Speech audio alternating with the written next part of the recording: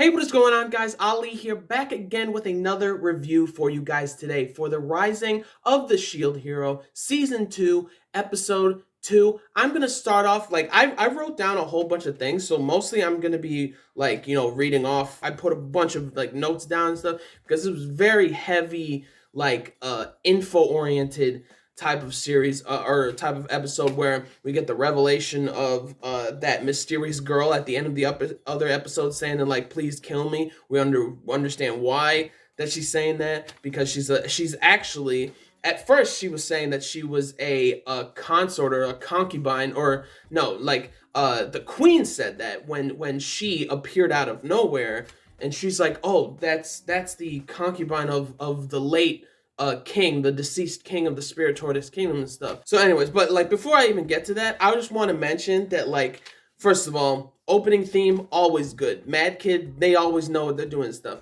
But this week, we finally got to listen to the ending theme of the episode, or of the show or the season. And on it, it was real. I loved it. Loved all of it. The thing that I loved the most, though, is the animation that went along with the song, and that, seeing Philo, it was really based on Philo, and then Raftalia coming in to see to comfort Philo, which was really cool. I really enjoyed that a lot. And it was nice to see something that was very Philo oriented, and we definitely got that in that ending theme, with that animation sequence with her. She keeps following this glowing bird silhouette type of thing. She keeps reaching out for it and stuff, and then she looks lonely and whatnot, and then you see Raftalia being next to her, being it's okay, she's kind of comforting her, which was really cool and everything. And also, I apologize that it's a little dark, because all of a sudden outside it got very, I don't know, it got very cloudy and very dark. But anyways, I love the ending sequence and everything. That was really good stuff. Now, getting on to the meat of this episode, it was very council, the council of commanders all across other nations that are gathering together to try and fight this spirit tortoise, right? And they're all in a circle trying to configure a plan of action or something, typical war meeting type of thing. And then all of a sudden, we find out through legends that the queen remembers and stuff, and hears about, and probably read about, is that the spirit tortoise attacks densely populated areas, right? And it sleeps whenever this happens, that it stops moving. It sleeps for 2 or 3 days. So that was very, honestly, probably some of the best information that they could get of the spirit tortoise in general. And really enjoyed it. The whole war meeting was very interesting and everything. And then we got to find out about these 7-star heroes of their world and everything. And the queen told him about that they are people who use vassal weapons rather than what the 4 cardinal heroes use, which are these holy holy weapons and whatnot, that they can't leave. For the 4 cardinal heroes, their weapons, they can't really leave anywhere or anything like that. But for these 7-star heroes, it seems like they are either chosen from this world or summoned from another world, like Nafumi and all the other guys, and they use vassal weapons and whatnot. So he starts thinking about Glass, that maybe Glass was one of those, or I don't think Glass was. I don't think what is her name? Alexandrite, right? And the other guy, forgot his name. Honestly, the guy that the what is it called? The Scythe hero. That guy, kind of forgot his name, but I hope we get to meet him again. I hope we see him again in this season. I don't think we're actually going to see in this season, but we are going to see somebody this season that I clearly know from seeing from what everybody's talking about. Clearly seems that this person that just well, I'm gonna talk about it later on in this review and whatnot. But anyways, while they were having the meeting, you know, the queen, Naofumi, all the other like commanders or leaders of like different nations, like armies and stuff, are meeting.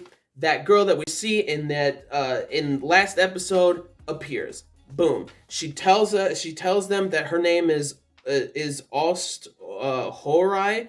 I believe that's how you say her name and everything. And she is so called from what the Queen of Melmark says, that she was the concubine of the deceased king of the Spirit Tortoise Kingdom and the nation's regent. But it's not true. Which is kind of funny seeing everybody's reaction, like, huh? Like, what? Like, I thought that was, like, really funny. And she's actually a familiar of the Spirit Tortoise. So that makes more sense when she's like, please, you need to kill me. She's part of the Spirit Tortoise. And we're finding out more about the Spirit Tortoise. Okay, reading a little bit more of what I'm talking about, like, the familiar of the Spirit Tortoise, which is, like, Ost Horai. It turns out there's several other humans that are like her, or familiars that take the human form just like her and everything. And they are actually tasked with getting close to the center of power in general with a lot of souls, and use subterfuge to gather a minimum number of souls for the, let me flip my paper, which they are tasked by the tortoise, so that the tortoise is able to block the waves of calamity from appearing, using souls as the resource. So this is like very interesting, that like the Spirit Tortoise is doing something extremely messed up, but at the same time, it is a way to block the waves from even happening in general, right? Because, you know, the waves are massive destructive calamities, but the Spirit Tortoise is also that. But at the same time, the Spirit Tortoise is trying to block the waves from even just happening in general. So everything about this is just so like interesting and everything. I'm gonna turn the light on actually real quick, because I feel like it's getting actually pretty dark. But yeah, anyways, like hearing more about this Spirit Tortoise, and that it's really something that is like, for the sake of the world, this tortoise is doing this. Like, this tortoise needs all these souls, so it created these familiars that are in human form to, you know, try to, like, you know, get to other nations across the world to, you know, mess with them, or like not necessarily mess with them, but try to get them to go to war, so that they, like, you know, so the humans can, you know, fight each other, and that so they can gather more souls for the Spirit Tortoise. So that's like, it's messed up, but also at the same time, the Spirit Tortoise, like, this is the only thing that this spirit that the tortoise can do about the waves, even though like the heroes are for that, to fight the calamities or fight the waves and everything. But the Spirit Tortoise is doing its own thing. And for some reason, first of all, the human types, I'm gonna read out like what the human types familiars are, right? They're tasked with this deceiving. I'm messing up my words. They are tasked with deceiving the powerful, forcing countries to fight so they could gather souls for the Spirit Tortoise. Very simple, easy, quick way. So they're kind of like, you know, not espionage, but like undercover, like the underground aspects of like nations and stuff, trying to instigate things for them all to fight so that they could gather souls. Very, very interesting type of stuff, right? And if that ever failed, this is the thing. If that ever failed, monster familiars would be used to gather souls gradually from all over the world. The monster ones, which are the Yetis, those giant like gorilla-looking things with the shells on their back, and those bats that were all attacking everybody, including Naofumi and them last episode. That's the reason why those things were sent by the Spirit Tortoise, because a lot of those human familiars probably, like, they didn't have enough time to gather enough souls and stuff, so the Spirit Tortoise is like, you know what? I gotta use this force. I gotta use this. I gotta resort to these types of measures of just attacking people. And it's like, it's messed up, but this tortoise has to do what it has to do, to fix the world or try to protect it, at least from the waves, before the world keeps, gets destroyed. But at the same time, the spirit tortoise is a monstrous calamity itself, and if it keeps rampaging by itself, there's not going to be any world in general to, protect and everything. So that's also very interesting. It's a very complicated, type of, character or scenario in this arc right now, or it's a very interesting type of character, because again, several instances of the spirit tortoise needs these souls to protect the world from the waves, but at the same time, it itself is you can kind of consider it a wave. It's a monstrous calamity that destroys things every few centuries, destroys everything in its wake and whatnot. You see a kingdom it's completely wiped out and everything. The king died from it, and the royal family was wiped out, all this shit. So it's pretty insane about what the spirit tortoise can do, but at the same time, the spirit tortoise it's really complicated what this part of the story, thinking about it and everything. So Horai, right? That's her name. She is explaining all this stuff to all of the humans, saying that this is what I'm tasked with as a human type familiar. If I don't get this done, then the spirit tortoise is going to send all of these monstrous type of familiars.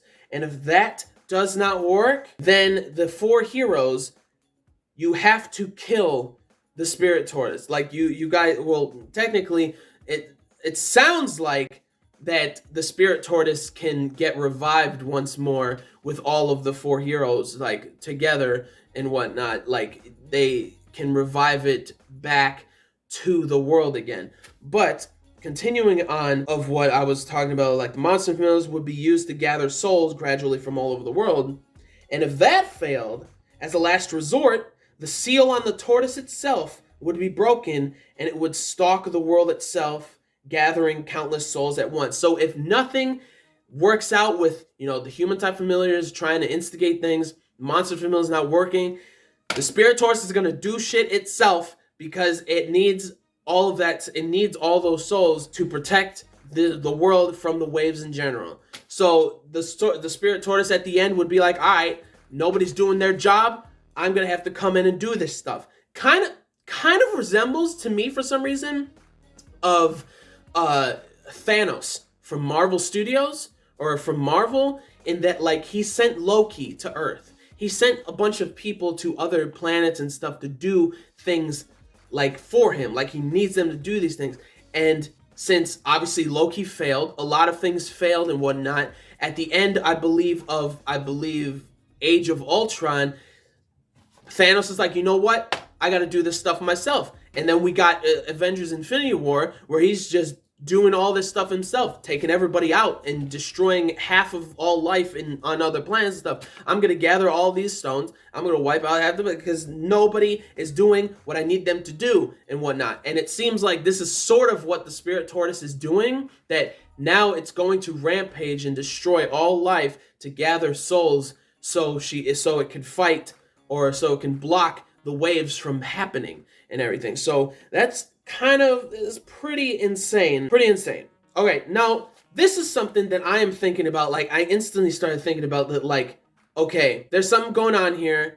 Somebody is doing some shit. And I immediately thought in my head that, let me continue real quick, but someone broke the seal. This is what all said. Someone broke the seal without warning, and the spirit tortoise is committing destruction, not of its own volition. Even if it can stop the waves, there will be no world left when it's through. I will not be able to fulfill my duty, right? The moment that she said that somebody is making the spirit tortoise, forcibly waking it up or controlling it, I immediately thought it's another hero.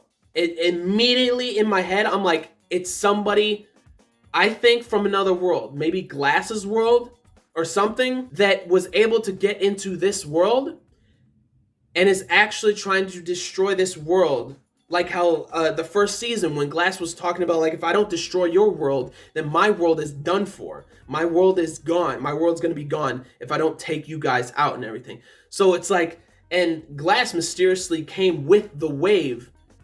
So maybe this person actually was able to get through the wave and hide in this world and summon that spirit Taurus and forcibly wake it up to let it just wipe out the entire world that Naofumi and all of them reside in. I'm pretty damn certain that that is 100% the case in this matter. That, like, it's the only thing that makes sense to me, is that there's another hero trying to mess everything up. Trying to mess every single thing up. And I'm very excited and hyped about more about what's going on, because we see this one guy like next to, it looks like a giant like glowing crystal or something, a dude with glasses and like white hair or something. Oh, besides the, like, anyways, I just want to, like, before anybody says anything, yes, I know my glasses are broken. I'm getting new glasses very soon. I got to do the eye exams. I just want to, so you don't have to put in the comment section, oh, why is his glasses looking like that and stuff. Well, I got to get new glasses and I'm going to get them real soon. But anyways, keeping on with this review and everything, you know, talking about the destruction not of its own volition, the spirit Taurus, obviously a hero is behind it. 1,000,000%, I believe that wholeheartedly in general. 100%, right? Also, something else that said was that the duty of a human type familiar was to tell the 4 heroes how to break the seal should they ever discover our plans and defeat us. Right? So, since they discovered the plans of the spirit tortoise, they would have to defeat the spirit tortoise. And then the 4 heroes, you know, breaking the seal and stuff. So, like, you know, Naofumi and Motoyasu and Itsuki and Ren and all of them, like, they would have to break the seal and then defeat the tortoise, because now they know what the tortoise's like plans are, what they've been all along and everything.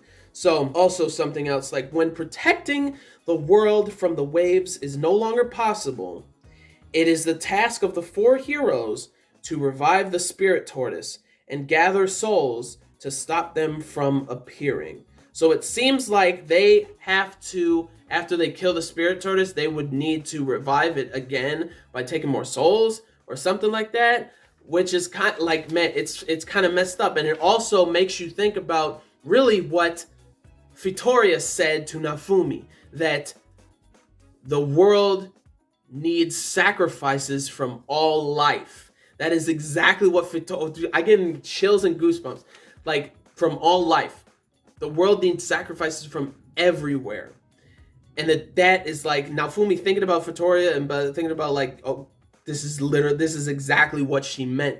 She's thinking about the spirit tortoise and what's going on, and how to prevent the waves from even, like, you know, occurring and everything. You need to take souls and lives, which is so messed up. Like, the way that they're explaining this stuff is, like, extremely, like, messed up and everything, and it's crazy. And also something that I really liked about the war meeting was that, like, everybody's saying, like, who's gonna take command, and some people are like, oh, we got the most funding, or actually not the most funding. Well, actually, the Queen of Melromark, it was really cool that, like, you know, like, one of the guys was saying that, like, the Melromark is giving all the funds, that they're the ones, like, getting all the funds for this, like, strategy, this military, like, this fight and everything, and the Queen is like, nah, I don't want to. I'm not the one, the leader. I'm not gonna be the leader. Like, it kind of looks like that when the camera goes to her, which was really funny to me. She's like, all right, like, whatever, and just hearing all of the other commanders of, like, the other, like, military powers of the other nations stuff coming together. You see one talking about, like, oh, we have the most siege weapons and stuff.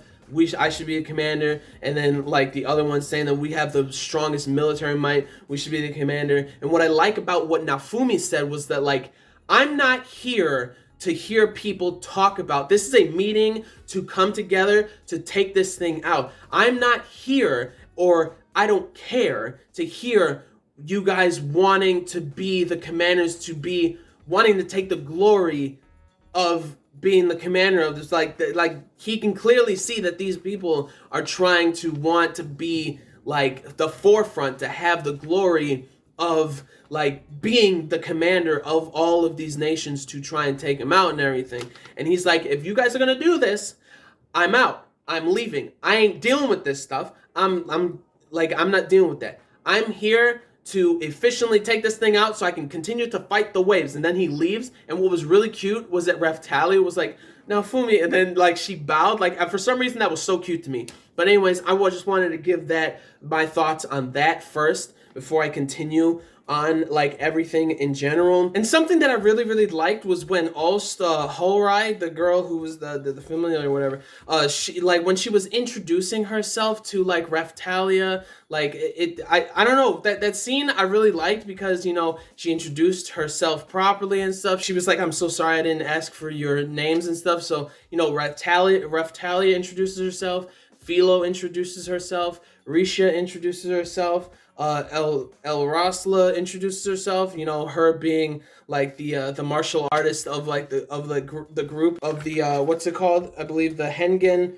the heir. She calls herself the heir to the Mengen Muso, which was really cool, like the you know, the martial art and whatnot. And then we got to see like a proper introduction of Eclair, which first of all, her voice actress is perfect for her character because we know, or most of us know, that she's really like a training like brawn type of girl, like brawn over brain type of girl and everything. And we got to see a little bit more of like what happened where she was away training and everything, and then all that stuff happened to Raphtalia's village, and she's technically like the lord of like, you know, the like the territory. She's the lord of the territory where, you know, Raphtalia's village is, and Naofumi is the lord of, you know, Raphtalia's village and everything. And she feels completely ashamed that that her father completely failed in protecting Raphtalia's village, like in general during the first wave, and like, you know, finding out that her father, who was the lord at the time, actually was killed during the waves and stuff. And she just felt ashamed of, like, you know, her father like failing, like just pretty much completely failing in protecting Raphtalia's like village, like overall and everything. And seeing her being like, I like wanting to atone for what my father did, and that's why she just came like rushing, like she left training and left the soldiers and just came back to help Naofumi and everybody in Raphtalia and whatnot, which was like, it was really cool to get a little bit more of her backstory, and then like, you know, her actually speaking and talking and stuff, and who she is and how she holds herself. And she's fantastic, and I love her. And I love that she was actually somebody, or she was the one, or not the one, but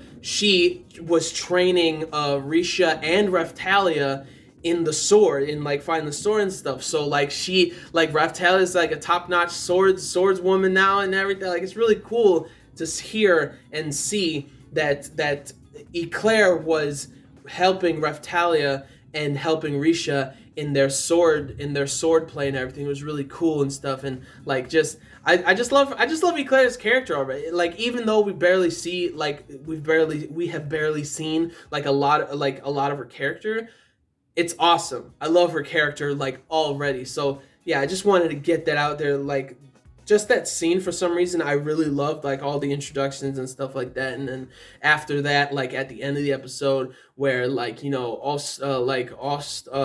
Horai was like, you know, messing with Risha, being the like, I'm not too confident in helping with the spirit tortoise, but I'm pretty good with like, you know, advice on this matter, on love and everything. And her talking about like she seduced a bunch of like, you know, noblemen and stuff like that in her past and stuff, which was really funny with her talking about that. And Risha just straight up blushing and everything and freaking out. Loved it. But anyways, again, that scene, I just wanted, like, it was just, I don't know, it was just fun, and it just stuck in my head of like everybody, like all the ladies introducing themselves to each other and stuff, which was really cool to see. So then it turns out that Naofumi and Raphtalia and the queen and everything were thinking of a plan in general, and it turns out Naofumi then becomes like, the leader of all of them to get shit done. And they all, I like all these commanders because a lot of them seemed very aggressive, but at the same time, they immediately realized that, like, yeah, like, it didn't take them long enough to be like, yeah, this is a serious matter. We got to deal with this shit. Like, now we got to get this stuff done. And that's exactly what they did. And I love it. I love the efficiency of them not pondering this or being so pissed off and everything. Obviously, they got aggressive, but being straight up pissed off and stuff. I like that they weren't like that, like, at all, which was really, really great. Obviously, they're aggressive, but not, angry and crazy aggressive or anything like that. But yeah, anyways, continuing on, Haikazuya providing the Dragon Riders, like, this is the whole strategy of what's going on and stuff. Naofumi Man, it's really raining, but like, Naofumi wants to pin down, like, not to take it out, just prevent the spirit tortoise from escaping, right? Oh, first of all, something that was really funny was that, like, Ost, who's the human familiar, she was talking about how, like, to defeat the spirit tortoise and everything, but, like, everything that she said was what they all already know, which was really funny to me, because Ost is like she has, like, such very human qualities, which is like really cool, even though she isn't a human, in that, like, she's like, oh, you guys already know all this stuff, like, what am I supposed to do? And which was funny that, like, she's talking about, like, the tortoise is going to be sleeping for a few days or whatever when it stops and everything, which was really funny. And everybody's like, yes, the queen said this stuff already. It was already in legends and whatnot. And then she's like, oh yeah, if you cut off its head, then it will die and everything. And Naofumi's like, no shit. Like, of course, every monster dies like that. And then Alice just doesn't know what to do anymore. She's just like, she's kind of like, in that matter specifically, she's kind of useless, which was really, really funny to see and everything. So that was really cool. So then we get to close to, like, the ending, not the ending, but, like, the later half where, the Naofumi's talking about his strategy, and that we need to pin down this tortoise so then my group can end up attacking its head or finally destroying the tortoise and everything, saying that, like, the Haikazuya themselves will provide Dragon Rider battalions to serve as decoys.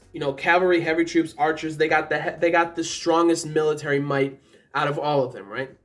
So they're going to be providing as decoy, right?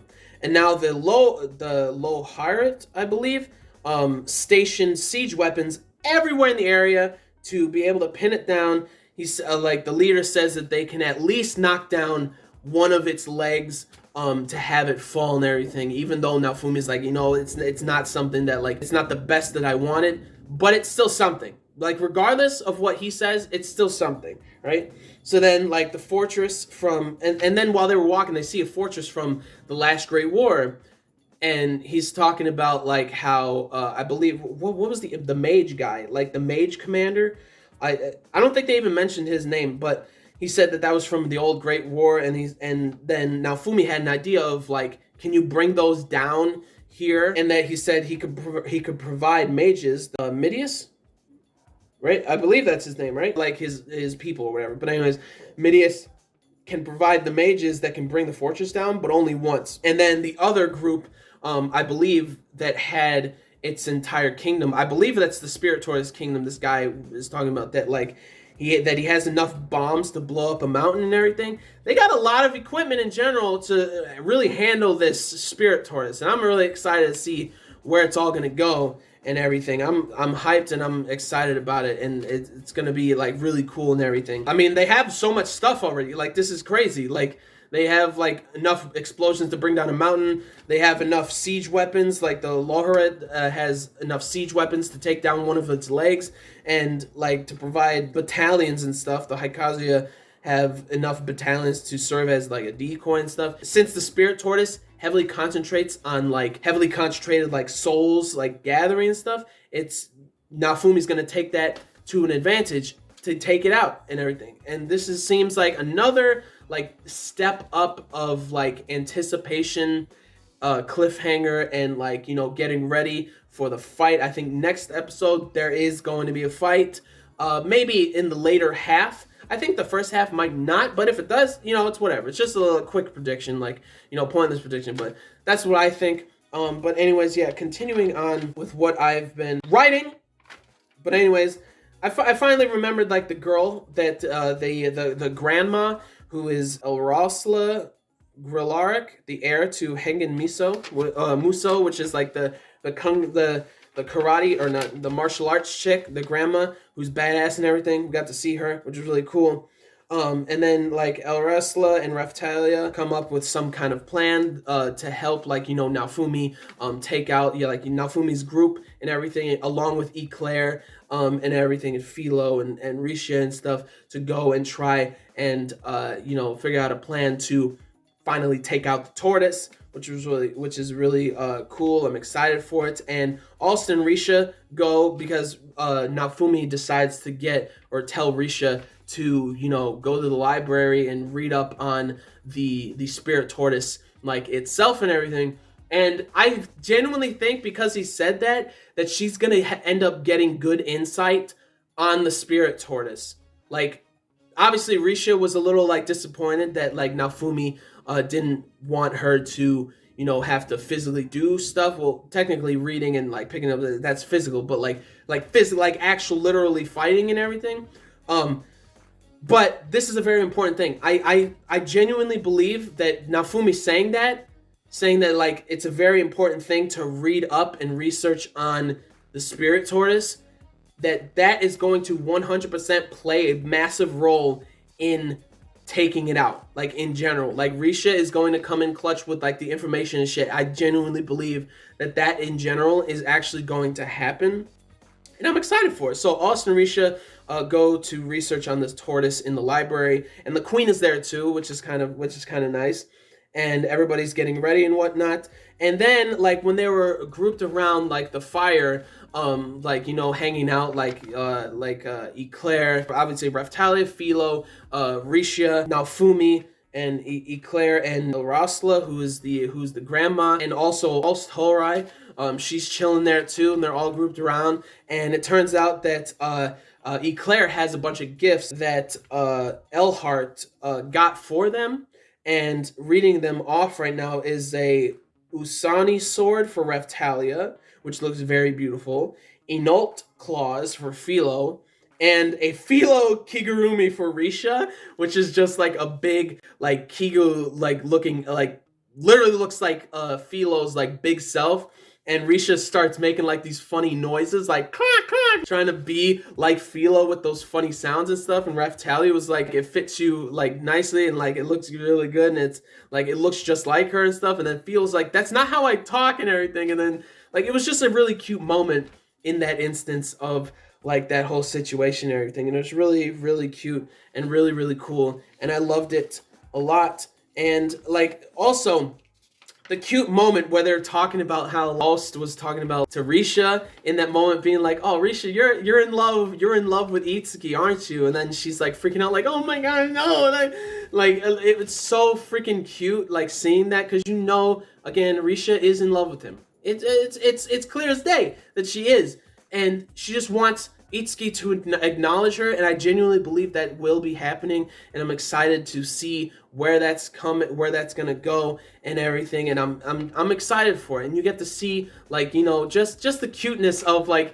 everybody, like even Naofumi. Like, first of all, Risha's like, I don't want to, no, that's not what I meant to do it or whatever. And then Naofumi's like, oh, so you know what she meant by doing it, right? It seems like you know, Risha. And then you see Eclair on the side blushing and stuff, and then you got Rosla saying they're like, oh, to be young and stuff, and like it was just a really, really genuinely cute moment for everybody, like, in general, and I loved it like a lot. And you got Risha freaking out and blushing and stuff, and you know, it was just really cute. That was a really cute moment. And then you hear the screech of the spirit tortoise, and I love the animation of when it screeches. It has like the it feels like a heavy density type of like vibration or vibe that goes on in like the art style and the animation that I genuinely love. I love it so much. It reminds me of a lot of what like Bleach back in the day when spiritual energy was like released.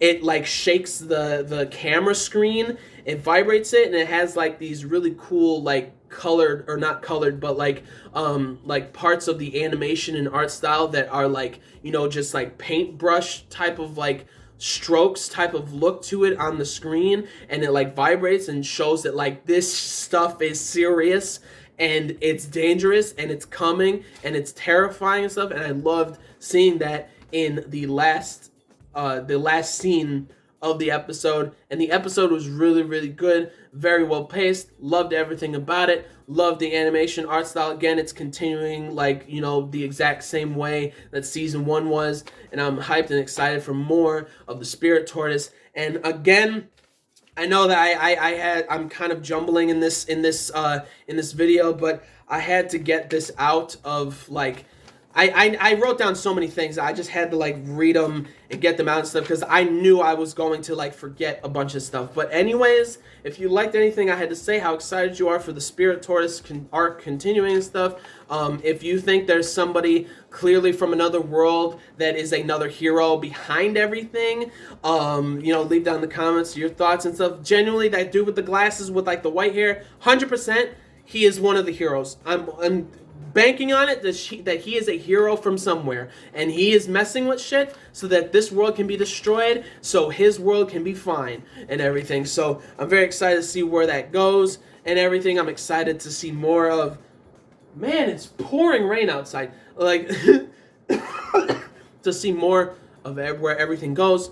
Risha Ost Horai, which was, I love her character already. I love the voice actress. For some reason, I'm not exactly pinpointing her voice actress on what shows if that she's done, but I know it's so familiar that like, if you know, leave down in the comments like other characters that she is like voiced and everything. But anyways, the character, I love it how she's saying, oh yeah, that was a lie, I'm nobody's concubine, I'm not the king's concubine, I'm just a familiar. Because like, nobody in their right mind, in their actual right mind, would take pride in saying that they are a concubine or a consort of somebody else, or like a king or whatever. You would never want to ever take pride in that crap. Like, that is just not something to take pride in. It's sad, because you're just like an object to just like procreate, and it's just sad. It's whatever.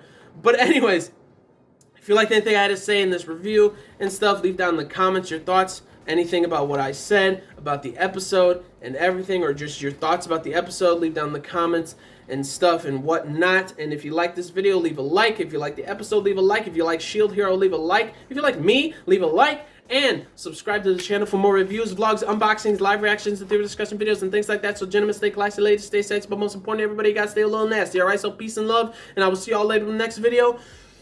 Peace out, may the force be with you always, plus ultra, La Tome, the Shield Bro, and his merry crew of badasses. I'm ready for more, and I'm excited for this Spirit Tortoise. And again, apologies for this long video. I had so many things written down in my notes and stuff that I had to like actually read off of it. I couldn't just go off and just talk about it.